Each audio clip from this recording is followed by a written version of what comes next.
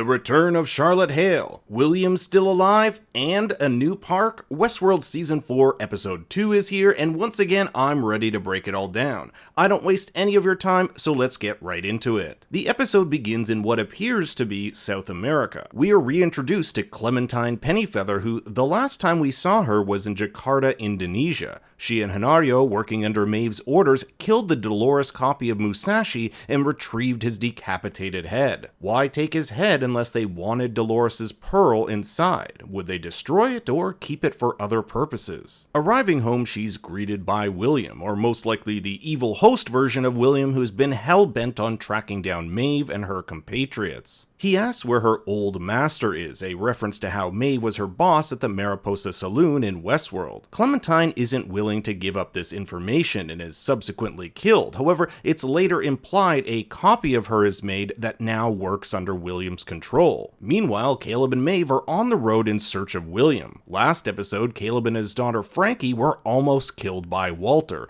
a host you might have recognized from Westworld Season 1. He too was under William's control, so Caleb has left his wife and daughter to take down William for good. Caleb wonders why Maeve has chosen to come back now. She was living in isolation for many years, why not find someplace new to hide instead of coming back to Caleb? Later on in the episode, we'll find out that Maeve's vision from episode 1, in which she and Caleb infiltrate a base which housed an earlier version of Rehoboam, happened sometime between the end of season 3 and beginning of season 4. We see a vision of Caleb injured here, but we aren't sure how he got out of this situation alive. Caleb will later ask Maeve if they're gonna talk about what happened after the lighthouse. I can't help but think there's something more here than the two of them just getting on with their lives after this incident. Would I be crazy in thinking the two of them may have had some sort of romantic connection? They arrive at California Senator Ken Whitney's mansion. We saw this place briefly in episode 1 when Maeve accessed the memory of Colonel Brigham. Maeve has the ability to control all sorts of technology, like this security camera. Her ability to do this has evolved over the past few seasons. There's no clear-cut answer as to how she got this ability, but we do know Ford had fiddled with her programming and that she had all her attributes increased in season 1. Maeve shoots the senator, knowing that he is one of William's hosts. Same goes for his wife, Anastasia. During the battle with the senator and his wife, Maeve tries to shut down the senator's motor functions, but it doesn't work. Not until much later, that is. Maeve's reasoning for this is that William has introduced upgrades, but something feels a bit fishy here. While interrogating the senator, Maeve finds out that there are now 249 other such hosts out in the world. He goes on to call himself an emissary of the New World Order. That sounds a bit ominous. By going into his mind, Maeve sees the real senator was killed by William for not agreeing to his quote-unquote proposal. This is likely the approval of a new park in the state of California. The senator cannot in good conscience approve of such a park, especially considering his wife's sister died in the Westworld massacre. I'm unsure if this character is anyone we know. We also get our first appearance of Charlotte Hale this season. The last we saw her was in the post-credit scene of season 3, in which she had a William copy capture the real William, a real William who apparently is still alive and kept in captivity. We'll get to that in a bit. Of particular note here is Hale wanting to keep the human version of Anastasia alive, saying that she is the perfect candidate for a new research experiment. Caleb and Maeve will later discover this human version has gone crazy in the barn, and Maeve says this really interesting line. And she may have been human. She wasn't like any human I've ever seen.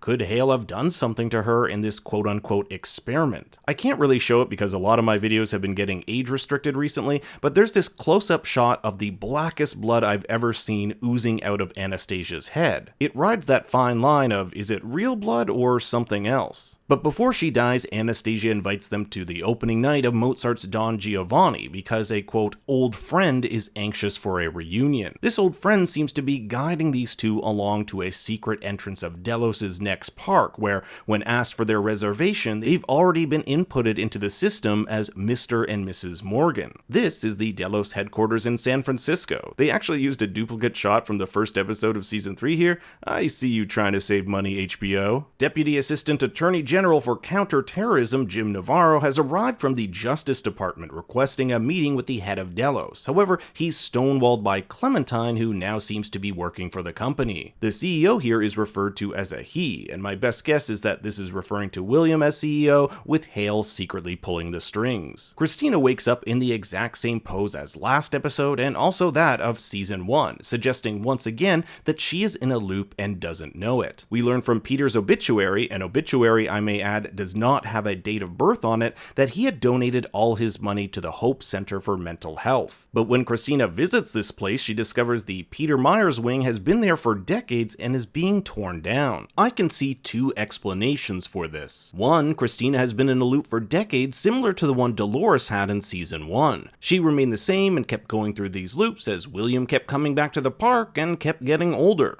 The downside to this theory is it doesn't quite explain why Christina still has a scar from Peter when she wakes up in the morning. If decades had passed, it would be reasonable to presume this would have been fixed. Theory 2, the Peter that interacted with Christina in episode 1 was some sort of copy of the real Peter Myers the Memorial Wing is dedicated after. This dead Peter had simply been going on his own loop over and over again, hence why he begs Christina to change his ending. On her way to work, we see the same homeless man from last episode talking about a noise coming from the tower, and it's singing a song with no sound. The only person who can hear his music are him and the birds. Birds we see dead outside the building. William plays golf when he's approached by the vice president, a vice president whose campaign he bankrolled. The VP tells him there's some guy at the Justice Department with wild theories about him, likely referring to Jim Navarro. There's also a callback to William's daughter Emily and the VP never having attended her funeral. Remember that William killed his own daughter in Westworld thinking she was a host sent by Ford to track him. The VP basically says William can't do as he likes here, not domestically at least. Remember that Westworld was built on an island somewhere in the South China Sea. We know that William has been buying useless scrubland in Nevada, and with Caleb and Maeve taking a train ride from California through the desert, this may be where this new park is located. But the VP does not approve of William's business venture, likely because of the massacre at Westworld and William's mental stability. He did spend time at the Inner Journeys Recovery Center in season 3. William says his plan is already done, and all he needs to do is flip a switch, something we'll see him do at the end of the episode. We know William doesn't like taking no for an answer and has the VP killed and replaced with a subservient copy. This seems to link up with what Charlotte Hale later tells the real William, that she is slowly declawing humanity so that her babies can flourish. She's basically setting the stage for some sort of takeover. William quotes Hemingway's A Farewell to Arms here, which states the world eventually breaks everyone and kills those it doesn't break. William also gets 3 holes in 1 here, officially making him the worst person to play golf against. While arriving at the completely empty opera, nothing suspicious there, Caleb calls his soldier buddy Carver to get his wife and daughter out of the city. At the center of the stage is a Victor talk machine, which was manufactured from 1901 to 1929, fitting in with the theme of this new park they're about to enter, which I guess is a 1920s inspired Prohibition Chicago. The name of the town they enter is even called Temperance, and Chicago is a great setting considering all the gangsters of the era who made much of their fortune there, including Al Capone. The entrance leading to the train looks similar to that found in Westworld, however the walls are more black, perhaps a design choice by William. On the train, Caleb orders a sherry for Maeve, the drink she would often order at the Mariposa Saloon. Navarro is pissed off to learn that the VP was satisfied with the conversation with William. Of course we know that this is now the replaced VP under William's control. I wonder if this character will make another appearance considering the last we see him is with a fly going into his eye. The same thing happened to our cartel leader last episode, who then turned into one of William's mindless slaves. Charlotte tells him that she has plans for humanity.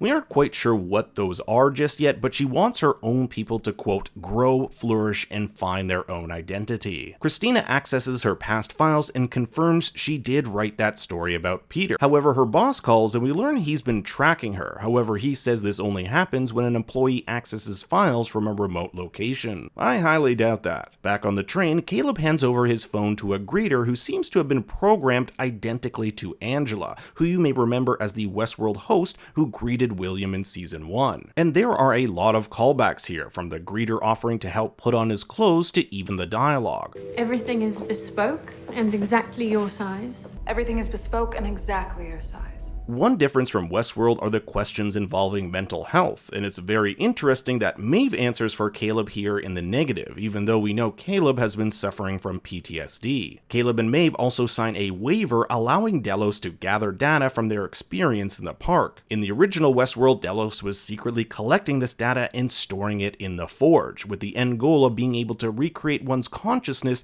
which could then be transferred into a host where one could become immortal. Part of this data was collected via the hats the guests would wear upon arrival, so it's interesting to note that Caleb declines wearing one. Never really been much of a hat guy. We find that Charlotte Hale is keeping what appears to be the real-life William alive in a device that looks a lot like the ones that make those hosts. At face value, it appears she's keeping him alive as a kind of torture, to show him what she's gonna do to humanity. But I also wonder if there's another motive here. She also injects him with something which is supposed to put him to sleep when this huge gust of smoke envelops him. I wonder if she has the ability to keep him alive for as long as she wants in some form of cryogenic freezing, similar to what Serac had done to his brother in season 3. This way, the real William could theoretically live into the far, far future depending on how long he's kept in this stasis. Maeve and Caleb's arrival in Temperance is juxtaposed with William opening the park, which now has the full support of the government. And we're left with a pretty open ending as to what's to come. Nothing too major to reveal in this episode. It seems like this is all building up towards something. But what do you think? I want to hear your thoughts and theories in the comments below. Thanks for watching, everyone. Please be sure to like and subscribe, and for more bad takes, you can follow me on Twitter and Instagram at ThinkStoryYT. Until next time, remember, She wasn't like any human I've ever seen.